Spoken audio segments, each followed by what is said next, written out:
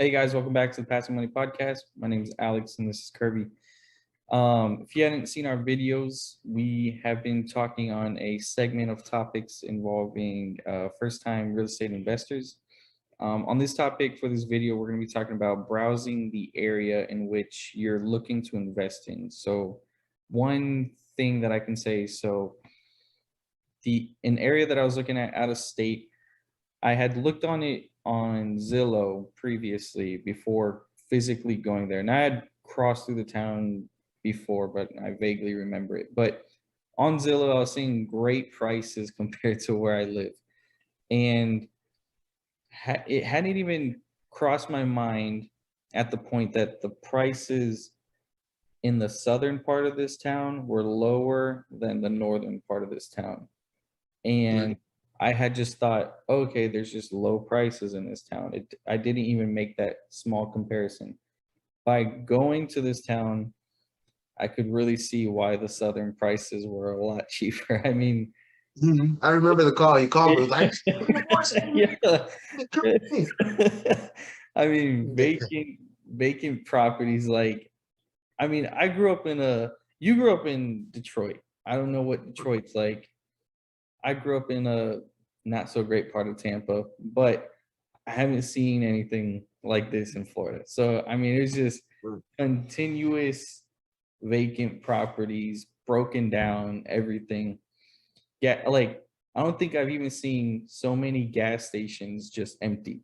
Like it looked like a zombie apocalypse was there. And so I was like, wow. So nothing going on in that part.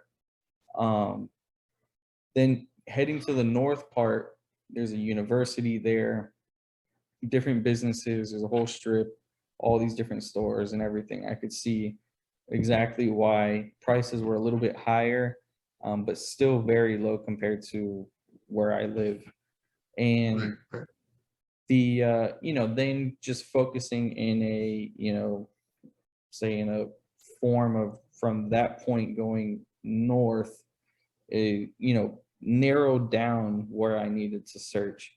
And it was very good that I did physically go to that area because on Zillow, they're just going to they're just going to show pictures of the front of the property. They're not going to show you the Google Earth view of, what it looks like across the street or behind it or any of that. Like you're just going to see the property itself. And you may think, oh, okay, the property looks, like it needs some work, but I'm pretty sure listing agents know how to do some editing skills too and make it look not too bad. So to get a firsthand glimpse of what was actually going on that part of town, definitely, helped me narrow down where I needed to be searching. And even on top of that, I had headed northwest of that town. And I had also seen some properties online listed for sale out there. Now, online, I was seeing rents drastically low in the western part of town compared to, or not the western part of that town, but west of that town, west of the state. Right. And I mean, drastic difference. Like, say in that town, the prices were going for between, say, $700 to $1,100 a month in rent. And then west of that state, I was seeing houses listed for like, or rental rates going for like 350. And I mean, in Florida, if you're paying 350, you're probably living in like a shoebox or something. So like that was crazy to see. So I go out west and it's just forest. There's nothing out there at all. I mean, like no opportunity, no jobs there, nothing. And that was also a very good information point for me to see that, why would I invest out here when the tenants probably won't even have a job to pay the rent? So there was no jobs that I could see out there. Now, for you though, have you what is your experience? I know you've seen different areas, a lot more areas in investing. So what do you look for when you physically go to a location that you want to invest in. Right. And all right, before I answer that question, let's unbox a little bit of what you said. Now the tenants in those places that's paying $350 a month, they have money just not to pay the rate that you're gonna have to pay. You're gonna have to charge them because of the price that they're selling the property. Right. So you'll be paying for them to live there. But another part of it, when you traveling and traversing through the different areas, the people that's paying the lower rent are in the worst part of the neighborhood. I mean, it's now if you just have let's say a rental property there, and the landlord is charging below market rent, and it's 350, and maybe you maybe got a little wiggle room there, but you can look to see what market rent is. But if it's, hey, this is the normal rents across the board, like if you go pull up on Zillow instead of putting for sale and put for rent, and you see a property next door to them renting for 350, stay the hell away from there. It ain't nothing but drug dealing and killing going on over there. So that's where you want to stay away from. But for me, it's a couple things that I look at. This is exactly how I go about it. So if let's just say we talked about in the previous video, we talked about the process of finding deals that's close to the financial realm that you looking for, that you set those aside, 5 or 10 of those. Then after that, I go through each deal and then I look at it, and then because Zillow provides it, I look at the school scores. They got an elementary school, middle school, high school. What are the scores for the schools? They rank them 1 to 10. If it's all ones, you don't want a house in the area. You have kids busting out windows and the whole nine. I'm not expecting a place where it's like 9s and 10 for the middle school, high school and stuff, but something in the middle range. Some 4s, some 5, 6s, and 7s, in the elementary, in the school part. I also look to see if it's a walk heavy, drive heavy area. And what I mean by that is there amenities around for the people? So if there is a lot of people around, companies are going to build stuff for them to spend their capital. If it's a big number of people around. So I mean, you've been to my house. Every right or left you make, you at a restaurant, gas station, store, shopping mall, or something like that.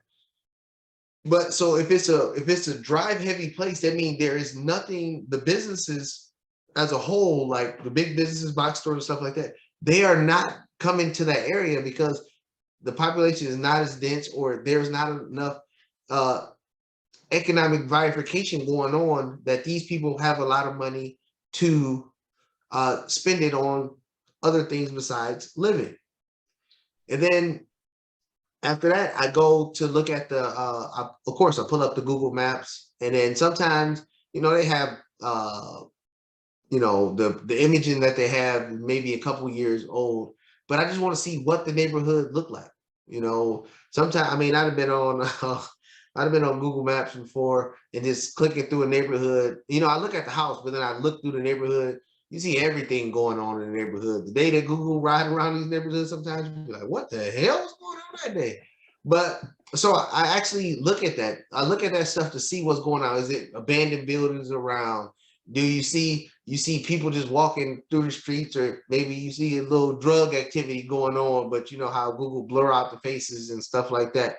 But I mean, like you said, I'm from Detroit. I know what drug activity look like.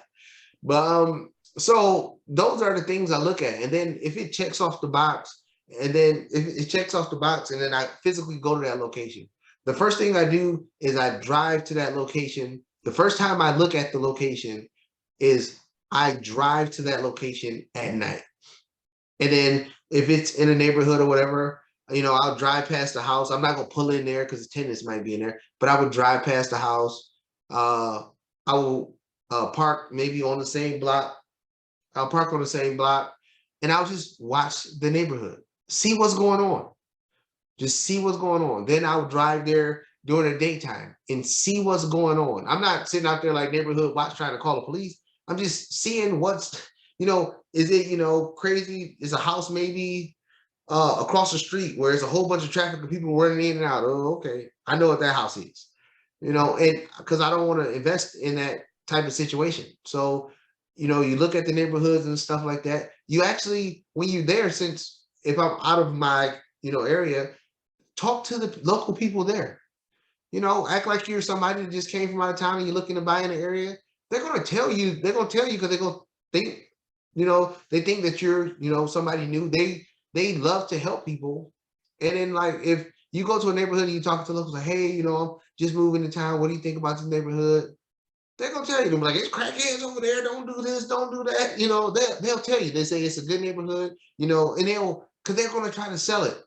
But people, they say misery loves company, but I've never been somewhere, no matter Detroit or whatever, and I asked people about a neighborhood. If it was a good neighborhood, they'll tell you it's a good neighborhood. If it's a bad neighborhood, they're gonna tell you.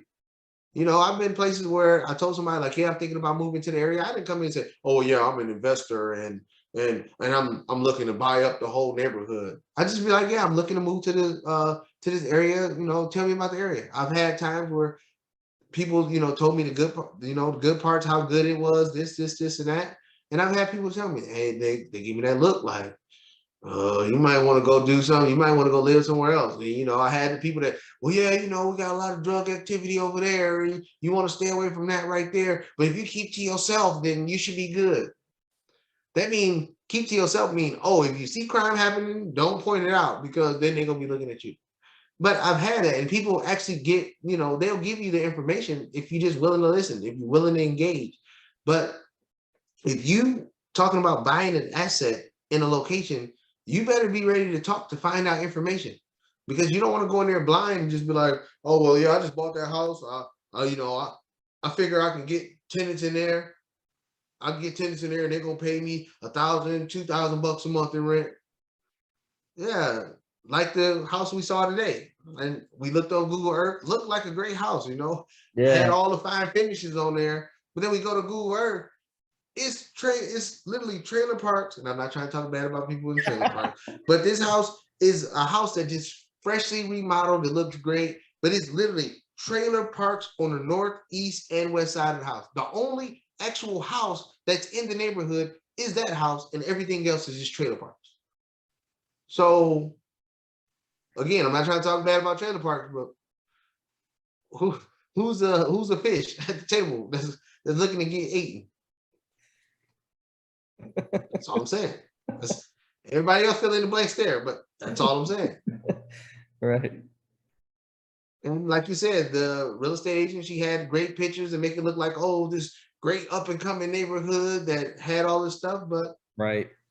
That's another thing with real estate agents is they just want to sell the house. They'll put anything in the description. I mean, the description was like, oh, on another property I was looking at, it was a duplex, low rents, high price, but everything was, oh, but it's close to downtown, fully remodeled, everything's nice. Like, okay, but it still just doesn't make sense to pay that price, and you have to look at that.